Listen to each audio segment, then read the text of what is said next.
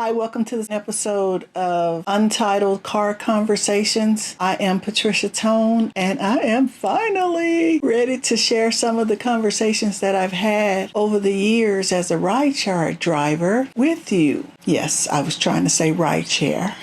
I actually started doing ride sharing in 2012, the end of 2012, and I was in seventh heaven. I was a little nervous at first, but as time went on, I was having fun. I was meeting all these different people from all over the world, having these conversations, and now I am here to share them with you. So what I started doing was voice recording myself when certain passengers got out so that I wouldn't forget the conversation that I had with that person.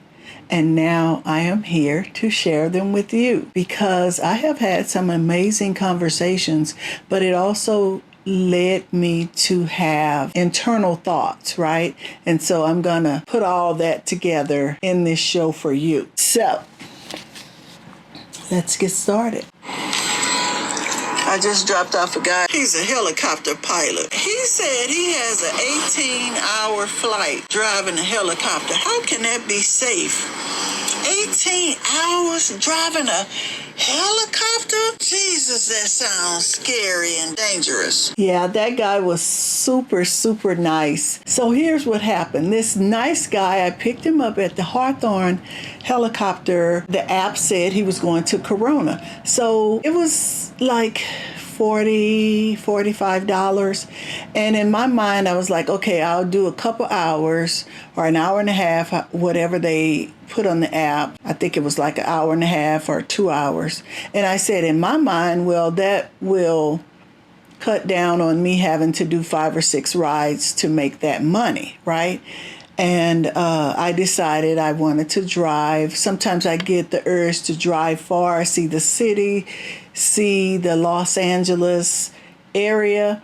And so that was one of those days. And so he gets in, and then the address changes in the app. Now it says Eastvale. So I looked on the map. Eastvale is up here. Corona down here. That's 2 different doggone areas, right? And so now I'm mad. So I can't even be my normal self because they have now lied to me about the drop-off destination. And so one thing about that is, am I making the right money? Are you charging me the proper amount of money for that ride, since you just lied to me like I was going to Corona and this man is going to Eastvale? And it's a Friday and it's extra traffic. So whatever the time is on the app is not going to be right. Okay, so I'm talking to this guy and he's like confused because he probably has no idea that they do that. And so we get to talking and I try to calm myself down, and I had an energy drink, I think, and I'm just like, okay, sir, let me calm down, let me gain my composure, let me turn the air on or whatever. And he is fully understandable and cooperating, right? So we get to talking and we're talking about the helicopters, and he says that he does it also for the film industry. So now I'm excited because anytime I get to talk about entertainment industry in any form of fashion, I'm in seventh heaven, right? And so he's telling me how he does these helicopter scenes for movies and things like that. And I'm like, wow, but he's also talking about how he has to be away from his family sometimes for long periods of time. He doesn't like that part about it, but he loves his job. And he's telling me that he is getting ready to go on another flight for 18 hours. And I'm thinking, how, that's what I'm saying. I was asking him, how are you getting gas? What do you mean 18 hours straight? I don't know if he meant they take breaks in between the 18 hours or is it just 18 hours straight? Because all I'm thinking about is, where are you getting this gas for this helicopter that has a tank fueled for 18 hours of gas? So maybe, again, that's my misinterpretation of it. Y'all let me know, because when someone says they have a flight for 18 hours, what exactly does that mean? And I didn't even think about it at the time to literally ask him, what does he mean by that? Because sometimes I don't want to get too into other people's business, even though I'm always in somebody's business. But, he talked about how these long flights, and he's never really, up for it, but he has to make sure he gets a lot of rest. And that was the first thing I said. I said, baby, you got to get some sleep. 18 hours? I can't even fathom that. That's longer than some international planes, right? And so we talked about me, wanting to be a filmmaker on a regular basis, on a national level, how I went to school for film and some of the short films I made, and how I'm transitioning into social media. Since I can't do what I want to at least practice my skill set on a regular basis. So ergo, I'm doing YouTube and social media. And he's like, hey, I understand. I completely understand. So we also talked about how as I'm driving to Eastvale, as I'm getting closer to his house, there was this cute little barn house just sitting out on the highway by itself. Just absolutely beautiful. And he told me how all that land out there has changed and people moved out and away from that particular area. And it just looks like an abandoned town almost near where he was going. But it was absolutely beautiful out there, right? Again, it's far away. It's far, far away. So this started me to thinking as I dropped him off on the way back about how people will do whatever it is they can do to take care of their family and still try to fulfill the dreams that they have in their hearts, the dreams and desires and the wants and the needs, to keep them functioning in a way that they feel useful in life, that they feel appreciated with themselves and happy with themselves. The thing is, I was thinking about men get to do that quite a bit, right? Because we live in a world where men go off to work. They get to do all these things. They get to follow their dreams a lot. They get to just be out away from the home. And for me and most women, it's kind of sad because once they get home, they feel like strangers in the house because you're not there that much, right? I used to have this conversation with a couple of my friends on how they have job wives, It's funny because I think I've been that job wife for several of my colleagues in the past, being that, we talked about life, we ate lunch together, we helped each other with projects at work or projects outside of work. And even though I would never cross that line, it just made me think about how men talk about their issues and their problems all day long at work, with their boys, with other people. And then when they get home, they don't want to talk about that stuff anymore, right?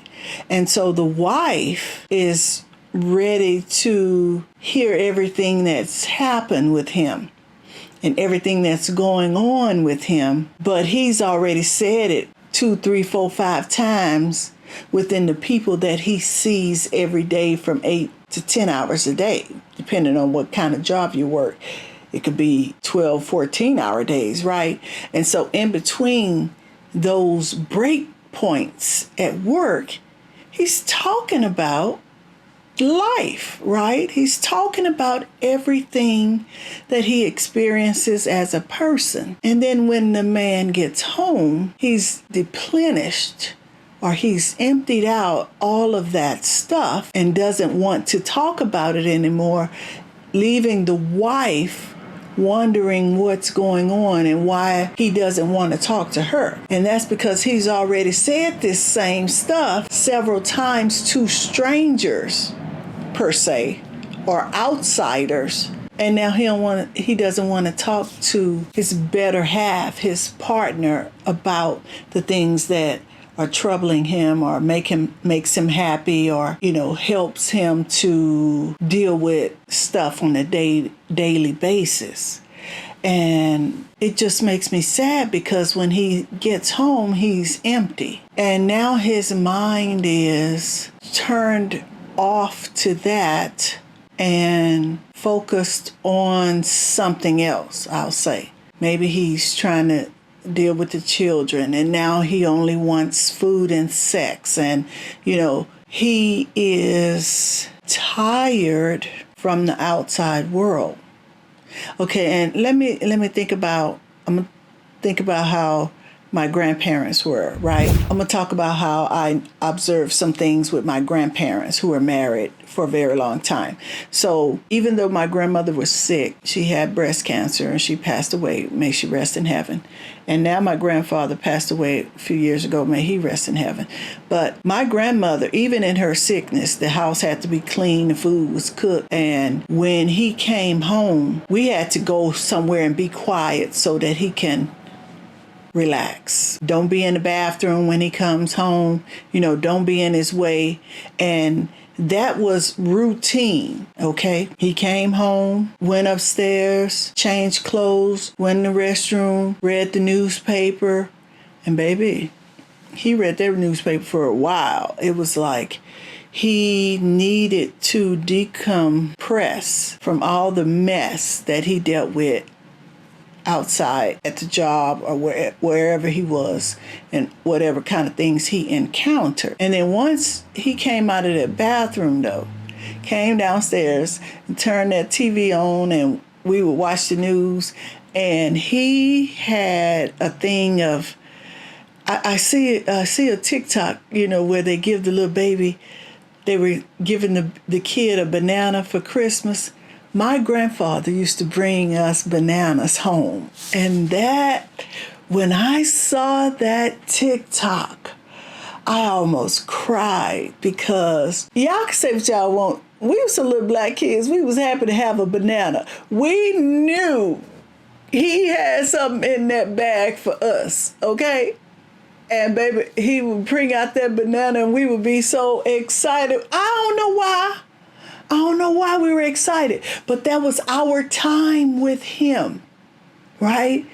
And then we could ask about his day and stuff like that. We would eat the banana. He would tell us, he worked at the airport. He would tell us who he may or may not have seen that was famous. He would just tell us about some of the stuff that happened that day in the airport. That was a special thing that he and I had. It was for some reason every time I stayed with them, he didn't trust anybody to iron his shirts but me. And I think it kind of got to be like a secret ritual with us. He would always, when he woke up in the morning at 2:30, 3 o'clock, he had to come wake me up.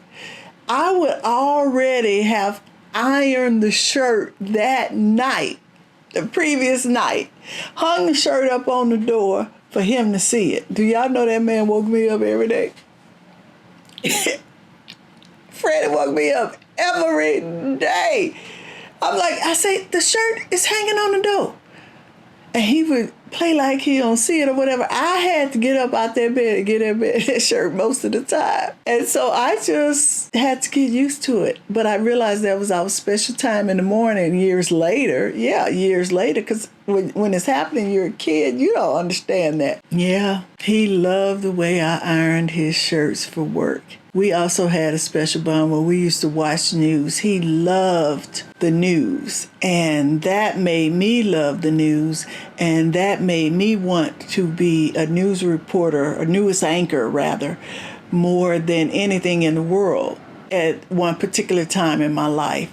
And yeah, it's amazing how people, I'm going to say men really, get to enjoy and do most of the things they want to do in their lives and explore the world where it's harder for women. It's harder for women. But because of him, I can say he is one of the main reasons why I left home to try and venture out and follow some dreams that I feel God put in me, right? And he was the reason one of the main reasons I ended up in Los Angeles. Yeah, that's all I have for y'all today. That was one of the things that came out of that ride to Eastville, California on a Friday during rush hour.